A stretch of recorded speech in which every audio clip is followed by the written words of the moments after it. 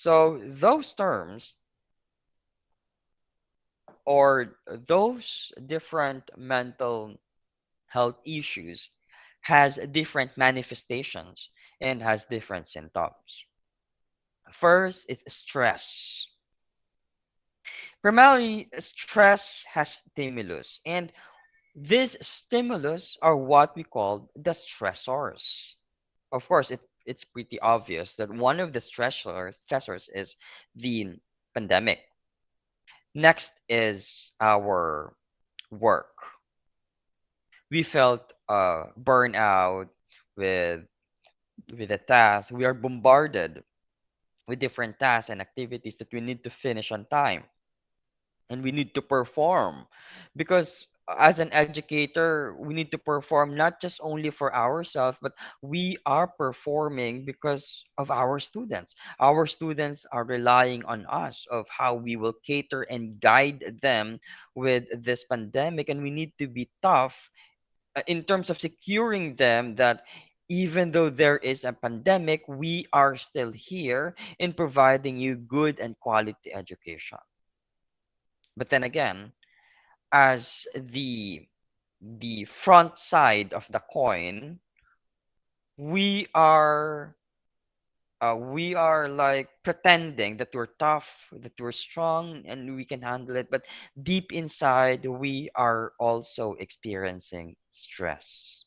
We are just manifesting to the students that we're fine, we're okay, we're strong, we're brave in handling this kind of situation, and you can rely on me. But deep inside, what we feel is we also need help.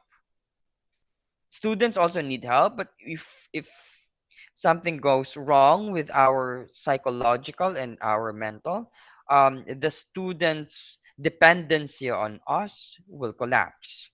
That's why, as an educator, we really need to be tough so that those students will still have a reliable teacher to go on in life. So the term stress is an emotional or physical tension. There's a different kind of tension that we experience with stress. This is an extreme tiredness, like physical, emotional, and cognitive tiredness. And it is caused by different stressors. We ourselves can identify those stressors like stress in our family, stress in our life, with the task because of the pandemic. There's a lot of things with stress. Or before pandemic, there's a lot of stress because stress is inevitable. So as a normal human being, we experience stress. But now, because of the pandemic, the stress adds up. There's a lot of stress that was added in our life. Another thing for the negative mental health that an issue arise is anxiety. Anxiety is an excessive worriness and fear of a certain phenomena or a certain condition. So we always think what will happen next. Are we are still fine? We're worrying a lot of things. We're fearful and frightened with what's happening around us. Next is depression. Depression is different from anxiety because first and foremost, anxiety and excessive or an exaggerated feeling of worriness and fear, but depression is an extreme sadness. Okay? In the medical field, as we diagnose anxiety, anxiety is an experience of worry and fear for at least 6 months for adult and 1 month for children. If you are experiencing excessive worry and fear every day up until 6 months, you might need to consult a psychiatrist or psychologist because you may have a psychological disorder for what we so called as generalized anxiety disorder. So we need to address anxiety so that you can refrain or you can stop yourself of directing towards GAD, or generalized anxiety disorder. If you will be diagnosed for generalized anxiety disorder, there's no turning back. You already have generalized anxiety disorder in your entire life, and you will not be treated. Hindi ka nagagaling. You will take medication and you will take maintenance. So we have 6 months period to heal ourselves. But after 6 months, if we were still not totally healed, then we will now be identified as clinically diagnosed for general anxiety disorder. Again, there's no turning back. If you're diagnosed with anxiety, it's like you're diagnosed with diabetes, with hypertension, that it's with you in your entire life. Okay? Because the brain chemicals of what we call the GABA, the gamma aminobutyric acid, has been ruined. So, because these brain chemical or neurotransmitter that we call GABA regulates anxiety in the brain has been affected, it cannot go back to its original form. So we just need to control that brain chemical so the anxiety will not show up in your body. So you need to have a medication or maintenance. Again, once you are diagnosed with generalized anxiety disorder. And for you to be diagnosed for generalized anxiety disorder, the excessive worry and fear should be more than 6 months. Okay? But if your worriness and fear is less than 6 months, so please still ask for a mental health professional. So you could refrain yourself or you could stop this kind of condition, which is general anxiety disorder. For depression, if you're clinically depressed for 14 days with extreme sadness, then you will be identified of having clinical depression. So you only have 2 weeks just to assess yourself. I am really sad for 2 weeks or 14 days. It's also same with anxiety. If you're diagnosed with clinical depression, meaning to say it's not your fault. Okay? Because one of the reason for depression is the brain chemical. Your brain chemical became abnormal, also with anxiety. The brain chemical or neurotransmitter of what we called the serotonin. So the serotonin became low. That's why the effect of it is you will become sad up to the point that the feeling of loneliness is extreme. Again, anxiety and depression is not your problem. It is the problem of a brain. It's the abnormality of the brain. There's brain chemical on it that we need to control. Okay? So as early as before 2 weeks for depression and before 6 months, we need to address this so that our brain chemical will not be ruined. But once the brain chemical has been ruined, so I'm very sorry, but you need to take medication and you need to take maintenance. There's a various forms of maintenance. And this is the very importance of how we will heal ourselves, and we need to have precautionary measures so we cannot experience a medical conditions of what we so-called generalized anxiety disorder and clinical depression. And I don't want um, the students or the teachers to experience this. So as early as now, assess yourself, then consult a medical professionals if you're experiencing this. What will happen if the stress, anxiety, and depression progresses? Well, I have mentioned earlier that you need to take medications and maintenance. If you were if you're diagnosed, clinically diagnosed for those disorders. Because actually, there's no switch on and off button in our brain. We cannot tell our brain, um, stop depression. You just click the button of off, depression off, anxiety off in our brain. There's no button like that. We cannot control it. If our brain, or if our chemical brain is ruined, there's no turning off of button, depression on, depression off. That's why we need to understand all of the people who's living with this kind of disorder, depression and anxiety, that it's not easy for them to handle these kinds of experiences. They cannot control their brain chemicals.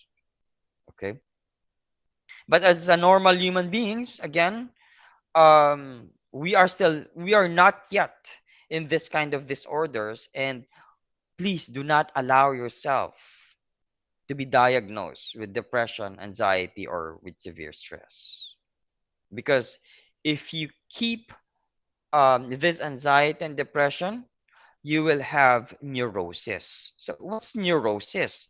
Neurosis is one of the conditions which we in the psychology field called as a disease. So, it's a mental illness. So, if you embody, or if you embrace stress, anxiety, and depression, it could lead to neurosis. It's an organic disease involving symptoms of stress, depression, anxiety, obsessive behavior, and hypochondria. Hypochondria is like an excessive fear with a social situation. What will happen if you have neurosis? Because pinabayaan mo na yung sarili mo, nag-stress ka na, anxiety and depression, you did not seek for mental health professionals, it resulted to neurosis, you will have a poor ability to adapt to one's environment. Your natural life will be hampered. You will be experiencing a deficit with your occupation. Example, in home, in your own home. When you have deficits with your occupational function, you just don't want to go out in your room. You cannot cook, you cannot have proper hygiene. That's an effect with neurosis. It's like pinapabayaan mo na yung sarili mo. So that's one of the conditions. Another thing is inability to change one's life patterns. It's like you're not productive. You're just in your bed, you're just thinking and thinking with the negative situation.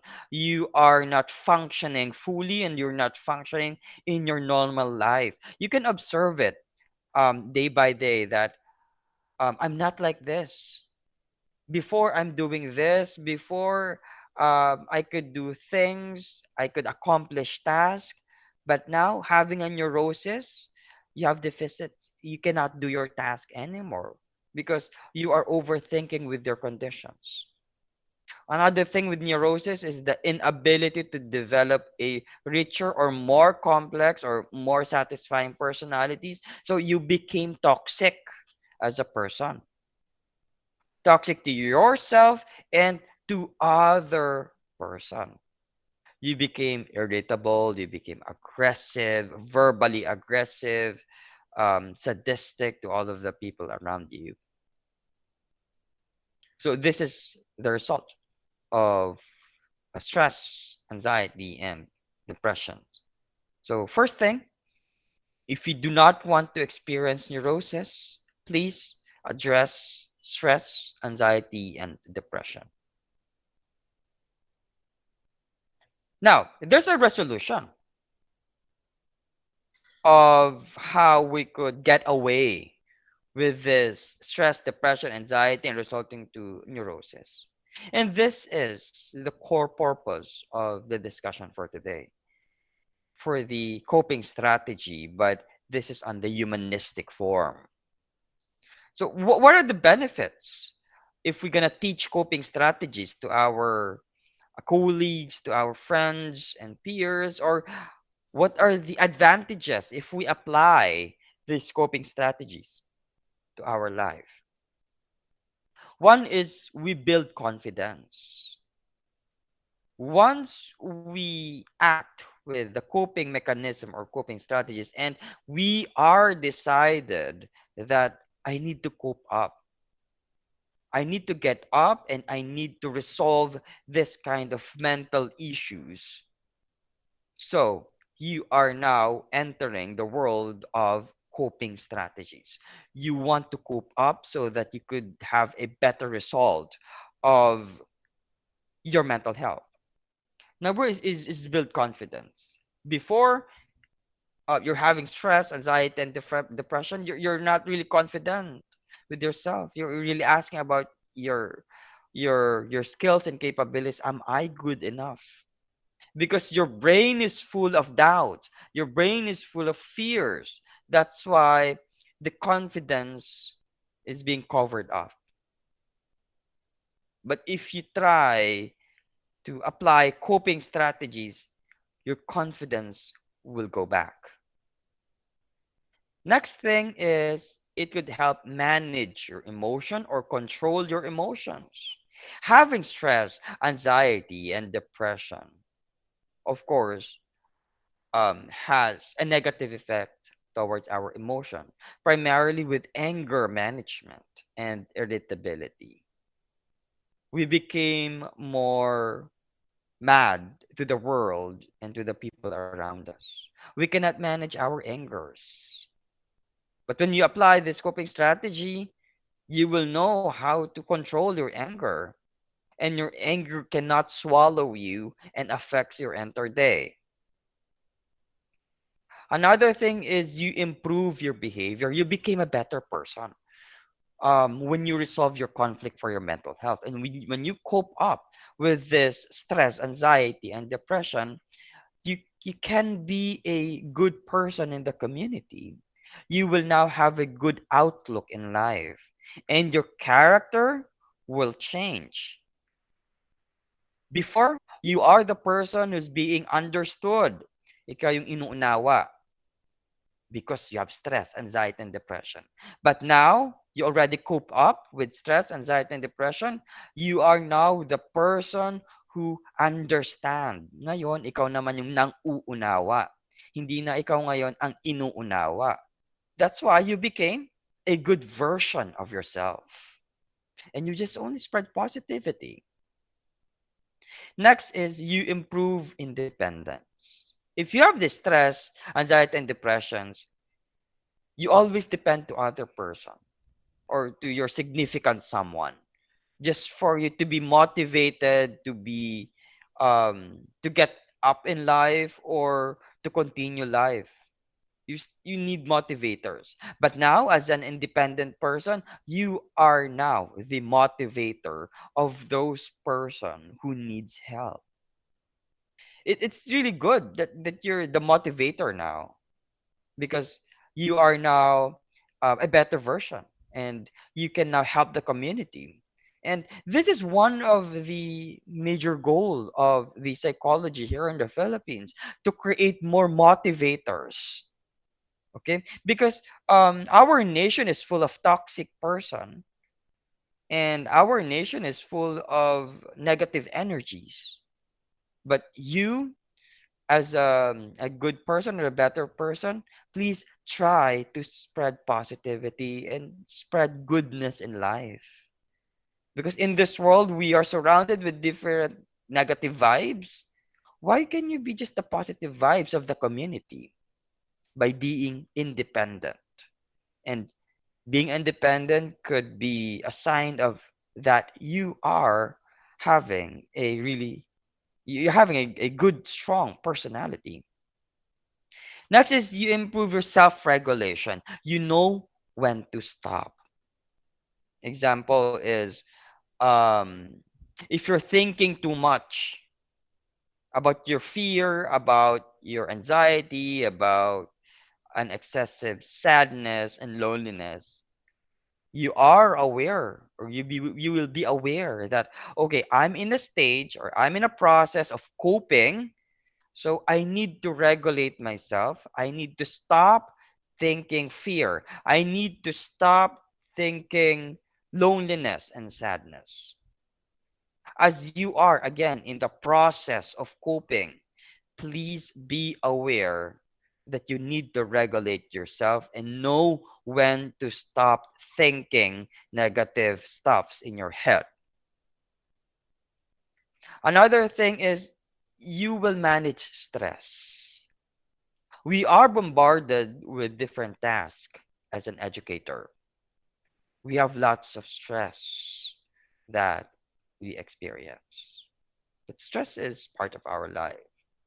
But having a strong personality or good, a positive mindset, even though we are doing lots of tasks, but you are a good person and you have a good positive mindset, while doing this task, you are doing this joyfully. You are enjoying this task. And these task is not a problem for you. It's just only a task. There are some teachers or educator who perceive task as problem. Do not perceive task as problem.